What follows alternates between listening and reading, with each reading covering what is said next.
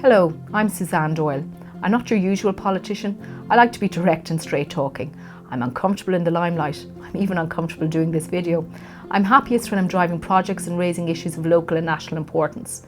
You may not know me, but you may know some of the events that I organise, like the Father's Day Thoroughbred Run, the Curragh and Derby Festival, and the Halloween and Christmas events here in Kildare town and Monasterevin. I don't measure myself by social media presence, but by productivity and real personal engagement. I believe in taking a practical and realistic approach to issues, like my work in providing social housing with Kildare Housing Association. I fundamentally believe that public service should be about being fair to everyone. I believe good public representatives should be courageous and honest with the people they represent. I won't be one of those people who promise everything and then nothing is achieved. I've never done that in all my time in local government as a county councillor and as mayor, and I'm not going to start now. I could give you a long list of the issues that need addressing, but I'm not going to. You know them, I know them. The time for talk is over, the time for action is now.